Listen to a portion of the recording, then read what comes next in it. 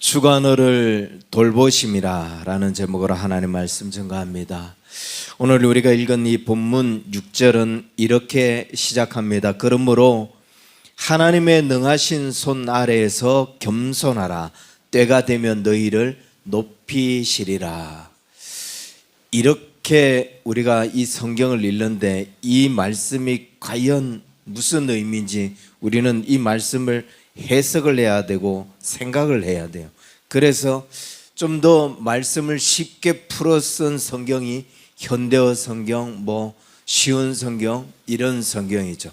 그런 성경을 보면은 그냥 말씀을 읽는 대로 이게 무슨 의미구나, 우리에게 어떻게 하라고 말씀하시는구나 라는 것을 이해할 수 있게 됩니다. 그 중에 제가 가장 쉬운 성경이라고 할 수 있는 것은 메시지 성경이에요. 메시지 성경은 유진 피터슨 목사가 만든 성경인데 신학적으로는 좀 문제가 되는, 해석적으로 좀 문제가 되는 부분들이 군데군데 있어요. 그래서 그냥 한번 읽는 데는 이 성경을 한번 읽어봐야 되겠다, 이게 뭘 의미하는지 한번 읽어봐야 되겠다라고 하는 데는 괜찮아요. 그래서 인터넷에 보면은 쉬운 성경을 오디오 파일로 다운받을 수 있는 게 있습니다. 그렇게 한번 들어 보시고 굳이 성경을 살 필요는 없다, 그걸 사게 되면 반복적으로 읽게 되기 때문에 성경을 계속 읽고 싶으면 힘들더라도 지금 이 성경을 읽어라. 이걸 계속 반복적으로 읽다 보면은 이 본문이 성경적 언어, 성경의 언어가 이해되기 시작해요. 그래서 이 한 구절만 읽어도 그게 뭘 의미하는지를 이해하게 되는 순간이 오게 됩니다. 그래서 괜히 쉬운 성경 사고 그런 것 읽어서 그게 귀에 들어와서 하나님이 우리에게 그래도 원본에 가깝게 해석된 이 성경이 뭘 의미하는지조차도 이해되지 못하는 그런 상황에 이르지 말고, 제가 추천하고 싶은 것은 그냥 이거 읽어라. 근데 굳이 한번 읽고 싶다면은 메시지 성경 다운받아서 한번 들어나 보셔라. 메시지 성경에서 이 구절을 뭐라고 이야기하냐면은, 그러므로 여러분은 자신의 모습에 만족하고 거들먹거리지 마십시오. 하나님의 강한 손이 여러분 위에 있습니다. 이렇게 해석해주고 있어요. 겸손하라. 하나님의 능하신 손 아래에서 겸손하라. 이 말씀을 그냥 단순하게 자신의 모습에 만족하고 거들먹거리지 마라. 하나님의 손이 여러분 위에 있다라고 해석해주고 있는 거죠. 조금 거친 표현이긴 하지만 강렬한 메시지입니다. 거들먹거리지 말라는 거예요. 거들먹거린다는 말은 뭔가 신이 나거나 아니면 잘난 체 하면서 함부로 나서지 말라는 거예요. 함부로 행동하지 말라는 거예요. 하나님 앞에 자기가 이게 이렇구나, 이게 저렇구나, 이렇게 행동하는 게 맞겠구나 라고 하면서 잘난 척하면서 함부로 거들먹거리지 마라. 가만히 있어도 주의 강하신 손이 우리를 다 다스리고 있다 라고 이야기하고 있는 거죠.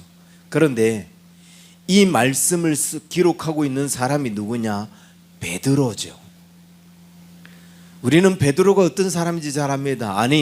베드로가 얼마나 나서기를 좋아하는 사람인지, 얼마나 거들먹거리기를 좋아하는 사람인지 너무나 잘 알고 있어요.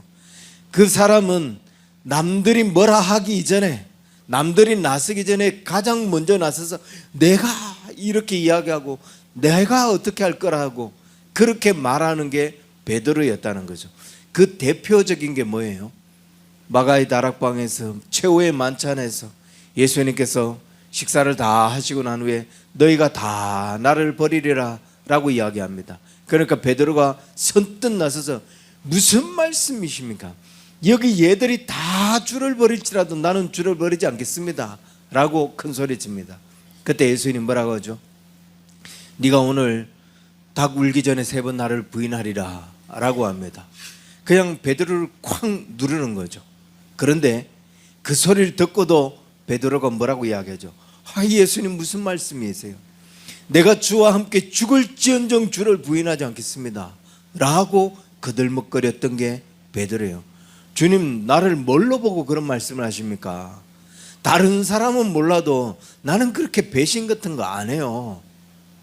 이렇게 이야기했던 게 베드로죠. 그런데 어떻게 됐어요? 달기 울기 전에 정말 주를 3번 부인하는데 그것도 잔뜩 겁에 질려서 한 계집종이 당신도 그와 함께 있었다라고 하니까 거기서 강렬하게 주님을 부인하는, 아무 힘도 없고 아무 능력도 없는 그 계집종의 말에도 겁을 잔뜩 먹고 주님을 부인해버리고 있는, 그래서 주님이 십자가에 못 박히는 그 현장에는 아예 얼굴조차 비치지 못하는, 이게 베드로였다는 거예요. 그런데 그가 주 앞에서 거들먹거리지 마라, 세월이 지나고 난 후에 하나님 앞에서 거들먹거리지 마라 라고 이야기하고 있다는 거예요. 도대체 무슨 일이 있었기 때문에, 뭔 일이 있어서 그렇게 나서기를 좋아하고 그렇게 거들먹거렸던 사람이 이제 거들먹거리지 마라, 함부로 나서서 이게 이렇다 저렇다라고 말하지 마라, 그냥 하나님 앞에 잠잠해라. 네가 나서봐야 네가 얼마나 연약한 존재인지 알게 될 거고, 네가 설치는 순간 그게 너의 인생의 실패라는 걸 알게 될 거다. 위기를 만났을 때, 두려움이 생겼을 때, 어려움이 있을 때, 주의 은혜를 잘 따라 살다가도 갑자기 위기를 만나면 거기서 거들먹거리기 시작해요. 나서기 시작해요. 잠잠히 하나님만 바라보면 되는데, 이건 뭐 어떻게 해야 되는 거 아니냐, 이건 뭐 누구의 도움을 구해야 되는 거 아니냐, 막 설치고 다니기 시작해요. 그때 나서지 말고 잠잠해라. 뭘 그렇게 설치냐, 주님 앞에서 잠잠해라, 이렇게 이야기하고 있는 게 베드로라는 겁니다. 도대체 베드로는 무슨 일을 경험했기에? 우리가 알고 있는 베드로의 경험, 이것밖에, 이런 실수만 있었던 게 아니죠. 그가 예수님께서 이제 5천 명을 먹이시고 난 후에 배를 타고서 제자들에게 강을 건너가 있으라 라고 이야기합니다. 그리고 제자들이 먼저 그 바다를 이렇게 건너가고 있는데 갑자기 풍랑이 와요. 그 풍랑에서 이들은 막 죽을 것 같은 그런 어떤 두려움 속에, 위협 속에 사로잡히게 됩니다. 그런데 그때 저 멀리서 물 위를 걸어오는, 이들은 그분이 예수님인 줄 모르고 막 유기령인 줄 알고, 그런데 그 두려움에 쌓였을 때 예수님이 뭐라고 이야기하죠? 나다, 안심해라, 두려워하지 말라 라고 이야기합니다. 그 풍랑을 헤집고 예수님 그 물 위를 걸어오는 순간 베드로가 또 한 번 거들먹거리기 시작하죠. 그 물 위를 걸어오시는 그 주님 보고, 와, 나도 저 위에 걷고 싶다. 그냥 주님 감사합니다, 우리를 살려주셔서 감사합니다, 어서 오십시오 이러면 되는데, 주님 나도 그쪽으로 오라고 해주세요. 나도 이 거친 풍랑 위를 나도 한번 걸어보게 해주세요. 그러니까 와라, 주님 말씀하셨어요. 베드로가 조금도 머뭇거리지 않고 그 겁에 질려서, 배가 뒤집힐까 봐 겁에 질려서 그렇게 두려워했던 그가 예수님 오는 걸 보고 벌떡 바다로 뛰어들어요. 그리고 물 위를 걷습니다. 신비했죠. 그런데 바람이 불고 자기가 좀 전에 그렇게 겁을 먹었던 그 순간이 떠오르는 순간 물에 퐁당 빠지고 말았어요.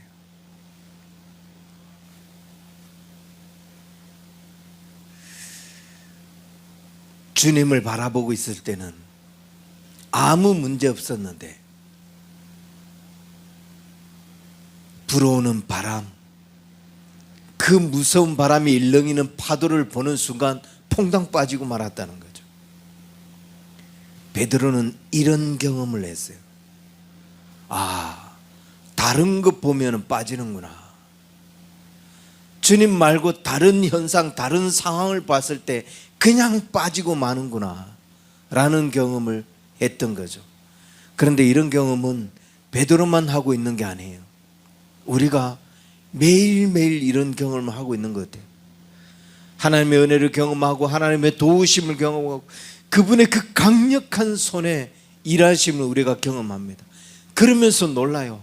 정말 이게 하나님의 춤, 이 하나님의 사랑이 우리와 함께 하시는구나, 이 하나님의 은혜가 나를 붙들고 계시는구나. 그러면서 눈물에 겪고 감격하고 감사하고, 그러다가 잠시 또 눈을 돌려요. 세상이 돌아가는 거 보고, 혹은 뭐 자식이 속썩이는 걸 또 보게 되고, 경제적으로 어려운 것들을 또 보게 되고, 건강에 또 이상한 것들을 보게 되고, 그러면서 왜 이렇게 나는 안 풀리나, 왜 내 자녀는 이렇게 말을 안 듣나, 뭐 그러는 순간 또 풍덩 빠지죠. 어느새 주님 보고 있을 때는 아무 걱정이 없었고, 정말 이 신비로운 주님의 은혜, 이 놀라운 주님의 사랑, 그러면서 감격하고 마치 무리를 건넌 베드로처럼 주님 앞에서 동동동동 떠 있는데, 그런데 세상을 보고 문제를 보는 순간 폭 빠져갖고 염려하고 걱정하고 불안해하고, 내 인생은 왜 이러나, 내 삶은 왜 이러나 한탄하고, 그게 우리의 모습이라요. 베드로는 자기가 그 경험을 한 거예요. 주님 보면은 아무 문제 없는데 엉뚱한 것 바라보는 순간 이렇게 되는구나. 그래서 내 시선을 주 앞에 고정시켜야 되는구나. 자꾸 다른 상황들 보고 현상들 보면서 왜 이러지, 그런 소리 하지 말고, 내가 그 잠시지만, 아주 잠깐이지만 주님 보는 순간 무리를 걸었던 그 팔짝팔짝 무리를 뛰어가면서 주님께 향했던 그 순간을 기억하면서, 주님 보자, 시선을 다른 데 돌리지 말자, 그 이야기를 우리에게 해주고 있는 거예요. 거들먹거리지 마라, 잘난 체하고 그러지 말고, 뭐 나서서 뭘 해보려고 하지 말고, 주님 바라보라, 너 주의 능하신 손 안에 있는 거다. 그런데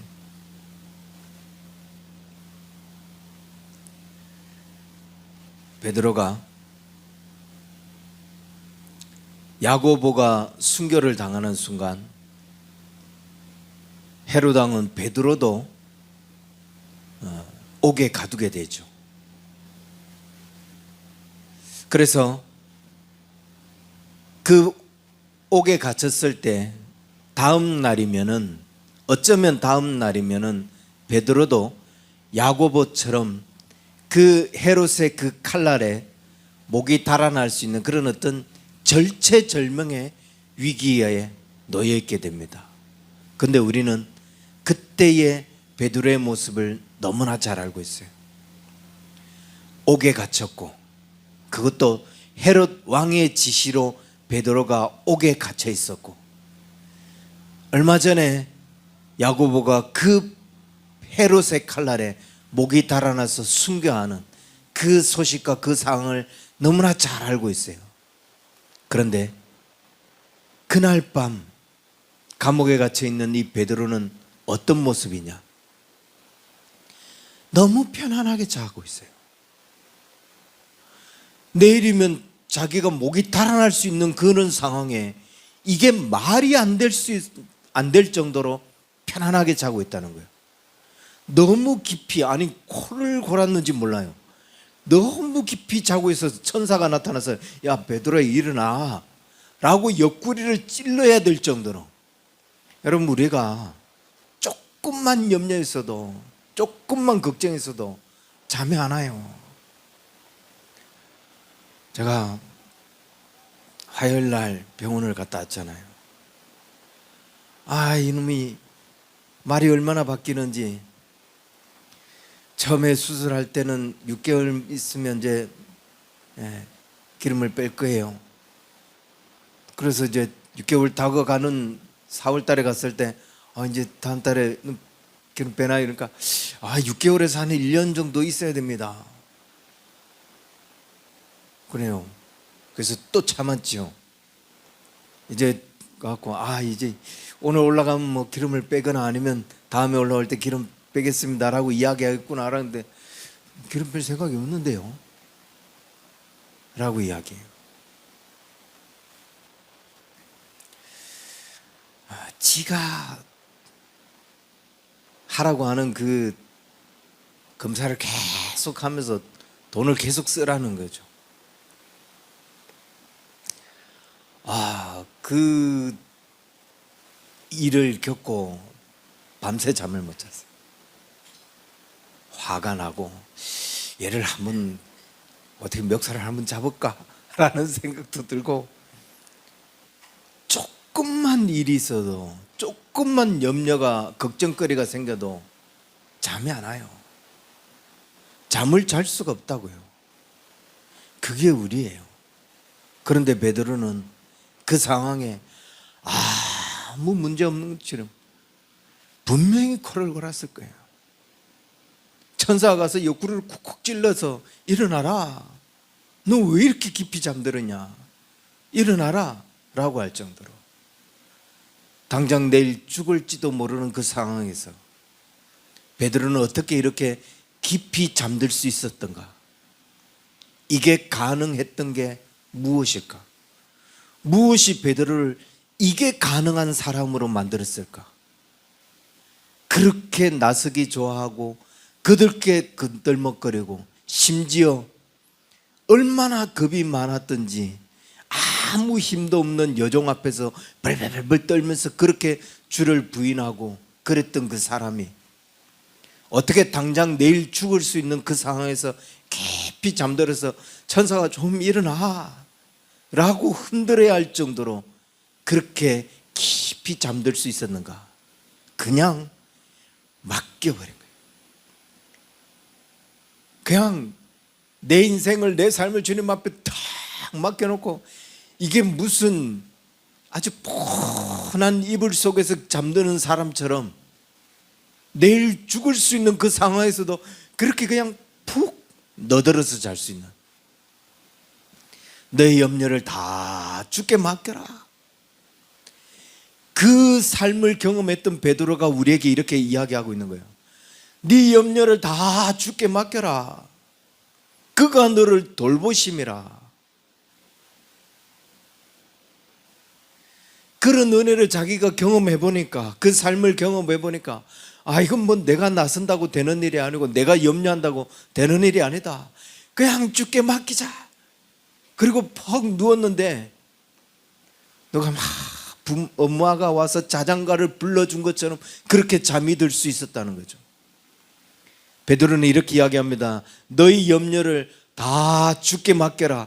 이는 그가 너희를 돌보심이라. 제가 이 말씀을 보면서 얼마나 은혜가 됐고 얼마나 눈물이 났는지, 어저께 설교를 준비하는데 지금 이 공사가 잠시 중단됐네요. 이번 주에 야외 예배를 해야 되나? 설교가 정리가 안 되는 거예요. 그래서 내일 이러면 예배 중단하고 야외 예배로 가야 되겠다, 이 생각이 들 정도로 하나님 예배 시간만이라도 쟤들 좀 공사가 고장이라도 나게 해달라고 그랬는데 어째 갑자기 조용하네요. 아무튼 우리가 조금만 염려가 있어도 잠 못 이루는데 베드로는 염려를 다 주께 맡기라고 이야기합니다. 그런데 그 이유를 뭐라고 이야기하냐면은 그가 너를 돌보심이라 라고 이야기해요. 우리가 염려를 주께 맡겨야, 보통 다른 성경에 보면 성경에서 여러 군데에서 염려를 주께 맡기라라고 이야기하거든요. 그런데 그 주께 맡기라라고 이야기할 때 뭐라고 이야기하냐? 너희 염려를 다 주께 맡겨라. 그리하면 주가 이루시리라. 맡기면 주님이 이루시고, 맡기면 주께서 일하시고, 맡기면 주께서 우리를 돌보시는 것처럼 그렇게 표현이 되어 있어요. 그런데 오늘 이 본문은 뭐라고 이야기하냐면 염려를 다 주께 맡겨라. 이는 그가 너희를 돌보심이라. 염려를 다 주께 맡겨야 되는 이유가 뭐냐? 주님이 이미 우리를 돌보고 계시기 때문이라는 거예요. 뭘 거기서 나서서 뭘 해보려고 이러쿵저러쿵 이런 것 저런 것 그렇게 고민하냐? 다 맡겨. 주님이 너희를 돌보심이라. 주께서 우리를 돌보시고 계시는데 뭘 거기서 네가 나서서 이러쿵저러쿵 나서려고 하느냐?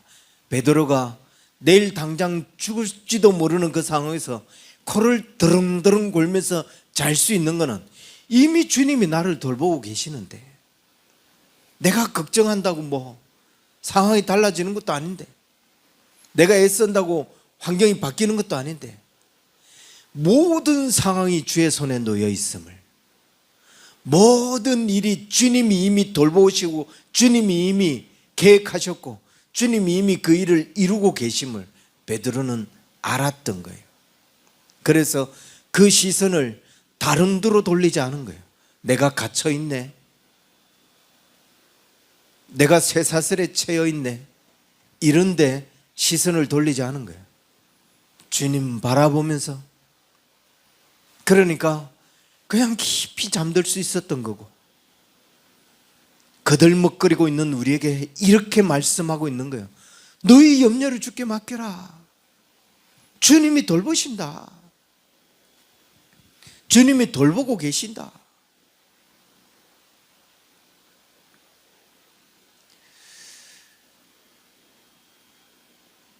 맡길 수 있습니까?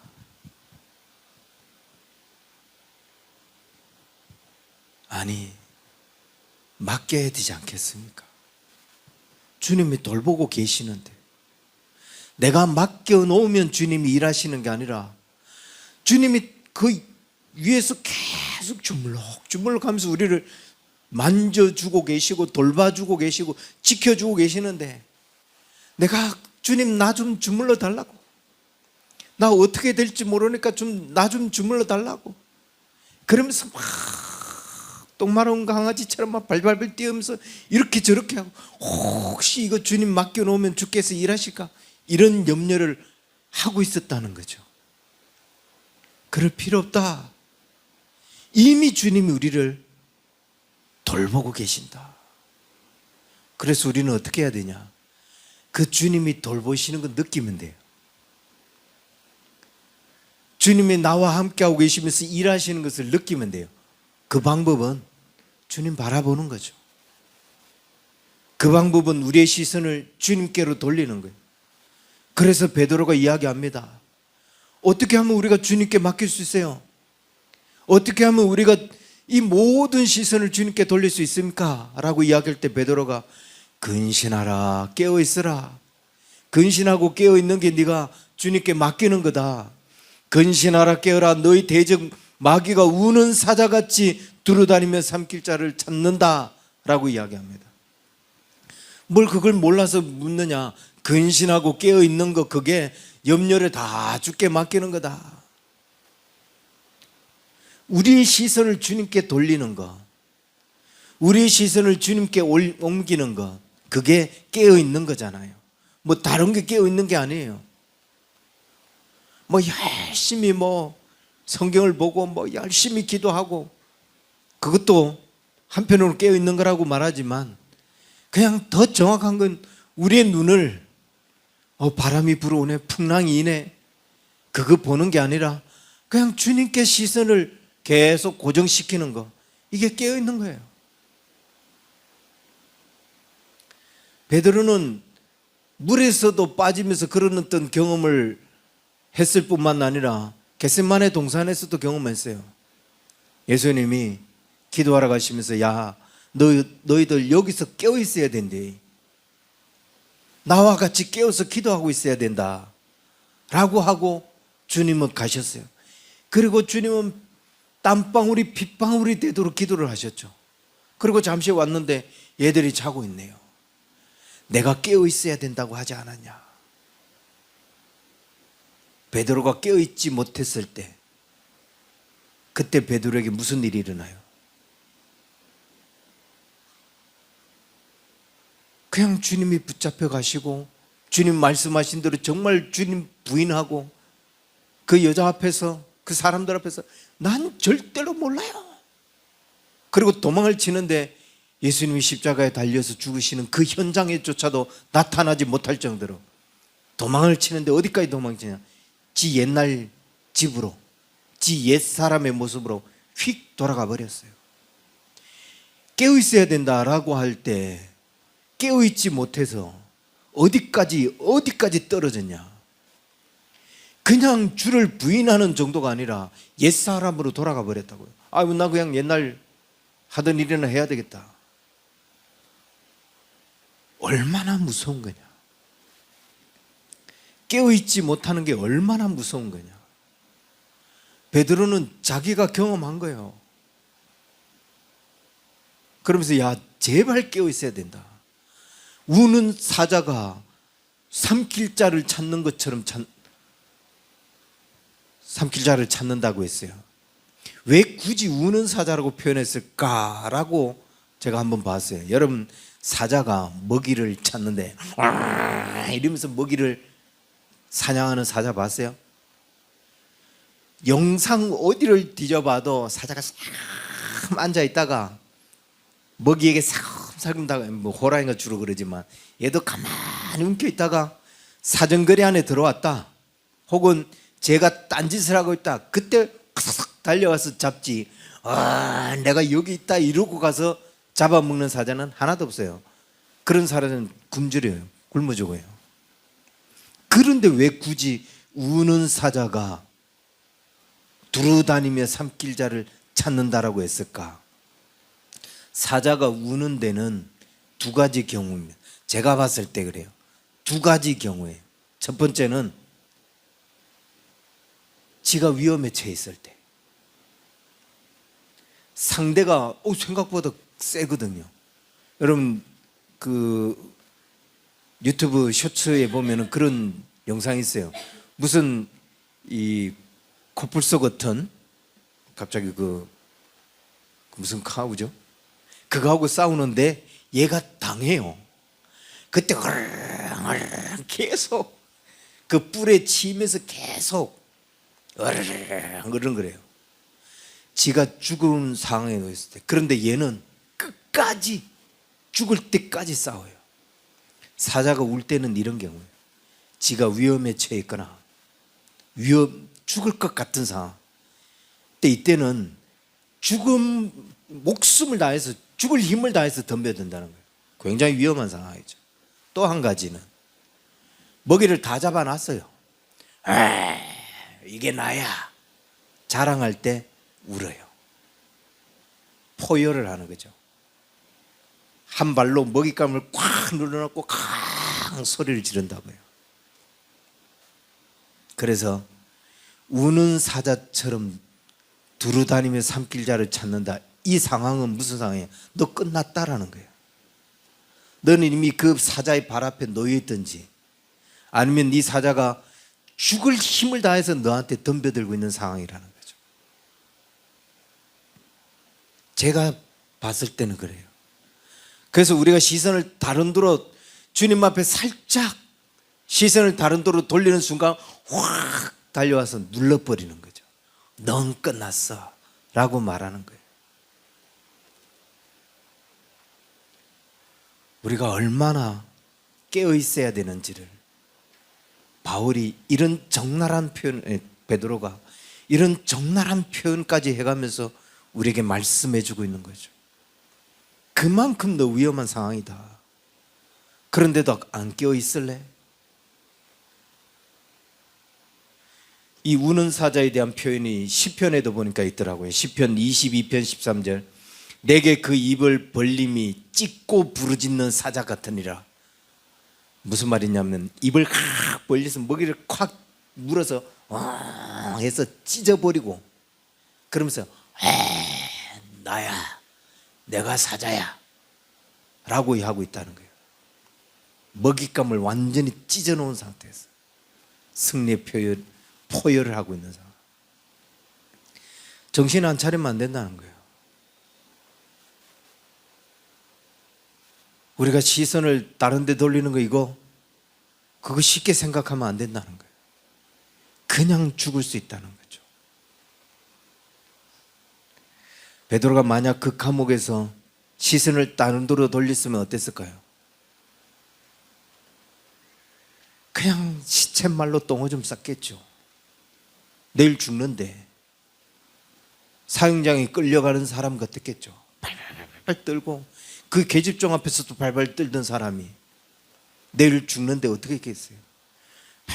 사시나무 떨듯이 떨면서 얼굴이 새하얗게 질려서 떨면서 아무것도 못하고 있었겠죠. 사자 앞에서 포효하는 사자 발에 짓눌려 있는 먹잇감과 같은 모습이겠죠. 근데 우리가 그렇게 살잖아요. 시선을 다른 데 돌리는 순간 밤새도록 잠을 못 자면 이거 어떻게 해야 되나. 저 자신이 그랬어요. 그날 밤에 집사람이 아침에 뭔 일이 일어나는 줄 알았대요. 저 사람이 도대체 왜 저러나. 밤새도록. 그리고 결론을 내렸어요. 병원을 옮기자.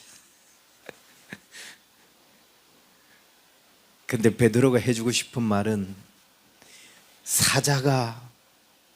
우는 사자가 우리를 그렇게 이렇게 기다리고 있다, 이런 이야기를 우리에게 해주려고 하는 게 아니에요. 베드로가 말하고자 하는 핵심이 뭐냐? 하나님의 능하신 손 아래에서 겸손해라. 때가 되면 너희를 높이리라.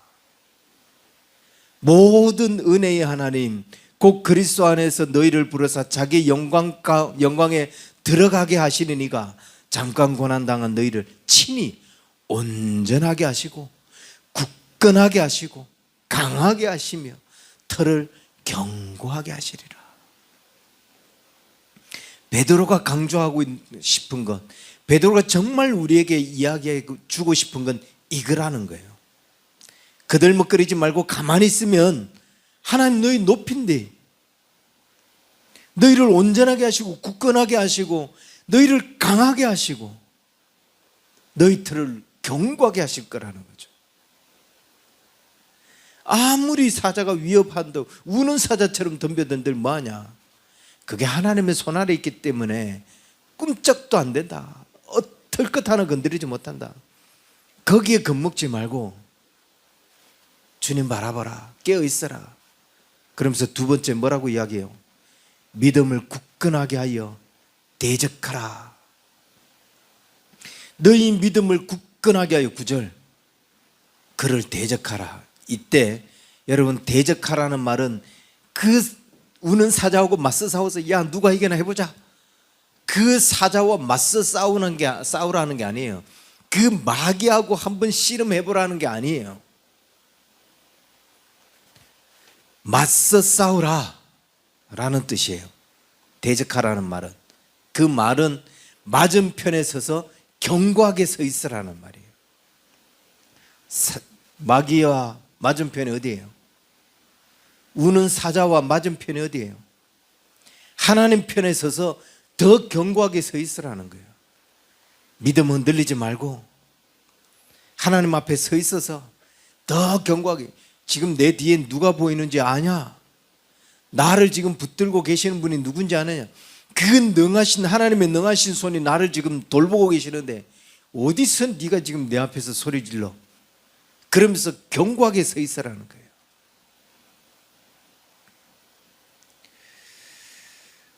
우리의 삶이 어떻습니까? 우리는 어떤 모습입니까?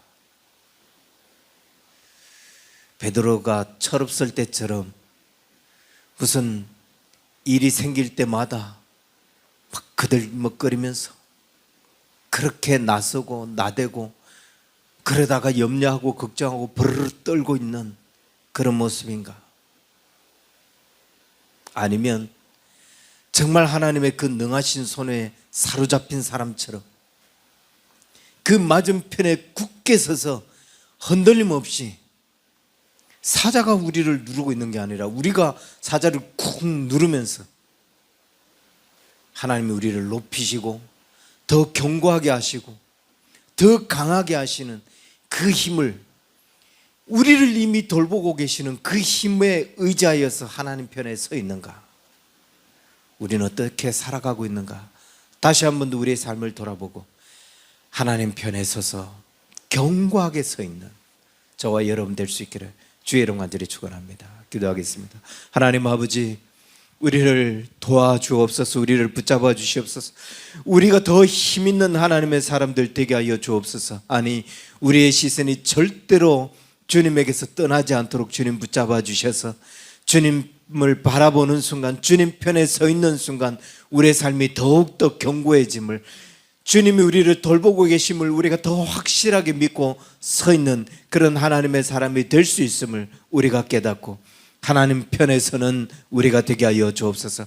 그러므로 말미암아 세상을 이기고 모든 문제와 모든 시험과 모든 환난들을 이겨내는 우리 언약의 성도들 다 되게 하여 주옵소서.